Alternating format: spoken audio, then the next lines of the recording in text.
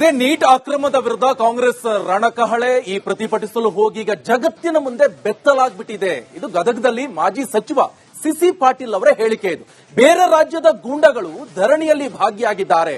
CRPF police ಸಿಬ್ಬಂದಿಯನ್ನ ಹೊಡೆದಿದ್ದಾರೆ. Republic ವರದಿ ಪ್ರಸ್ತಾಪಿಸಿದ್ದಾರೆ ಮಾಜಿ ಸಚಿವ ಸಿಸಿ ಪಾಟೀಲ್. ಅರ್ನಬ್ ಗೋಸ್ವಾಮಿ ಸುದೀರ್ಘವಾಗಿ ಚರ್ಚೆಯನ್ನ ಮಾಡಿದ್ದಾರೆ.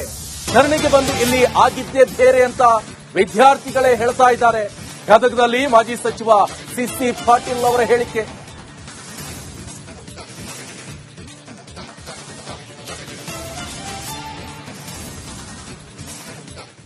ಅರ್ನಬ್ ಗೋಸ್ವಾಮಿ ಮತ್ತೆ ಇಟ್ಟಂಗಿಯನ್ನು ಒಡೆದು ಒಡೆದು ಒಡೆದು ಕಲ್ಲಿ ಮಾರೋ ಮಾರೋ ಮಾರೋ ಅನ್ನುವಂತ ಶಬ್ದ.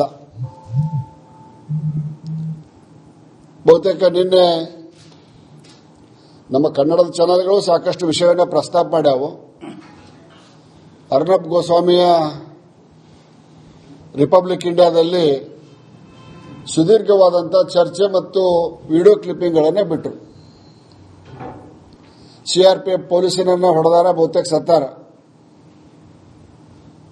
ಮಾರೋ ಮಾರೋ ಮಾರೋ ಅನ್ನುವಂಥ ಶಬ್ದ ಸ್ಪಷ್ಟವಾಗಿ ಕೇಳ್ತಿತ್ತು.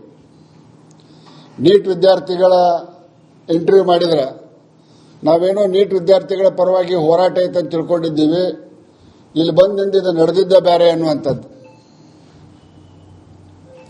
ರಾಹುಲ್ ಗಾಂಧಿ ನೇತೃತ್ವದಲ್ಲಿ ಲೋಕಸಭೆಯೊಳಗೆ ನುಗ್ಗಿಸುವಂತ ಕೆಲಸ, ಪ್ರಧಾನಿ ಮಂದಿ ಸ್ಟ್ರೈಕ್ ಮಾಡಿ ಪ್ರಧಾನಮಂತ್ರಿಗಳಲ್ಲಿ ಗೃಹಬಂಧನದಲ್ಲಿ ಇಡಬೇಕನ್ನುವಂಥದ್ದು. ಇದು ಯಾವುದಾದ್ರೂ ಒಂದು ದೇಶಕ್ಕೆ ಶೋಭೆ ತರುವಂತ ವಿಷಯವೇ ಅನ್ನುವಂಥದ್ದನ್ನ ನಾನು ಸನ್ಮಾನ್ಯ ರಾಹುಲ್ ಗಾಂಧಿ ಅವರಿಗೆ ಮತ್ತು ನಮ್ಮ ನೂತನ ಕೆಪಿಸಿಸಿ ಅಧ್ಯಕ್ಷರು ಹರಿಪ್ರಸಾದ್ ಸಾಹೇಬರು ಇವರಿಗೆ ಕೇಳಲಿಕ್ಕೆ ಬಯಸ್ತೇನೆ. ಮತ್ತೆ ಇಟ್ಟಂಗಿಯನ್ನು ಒಡೆದು ಒಡೆದು ಒಡೆದು ಕಲ್ಲಿ ಮಾರೋ ಮಾರೋ ಮಾರೋ ಅನ್ನುವಂತ ಶಬ್ದ.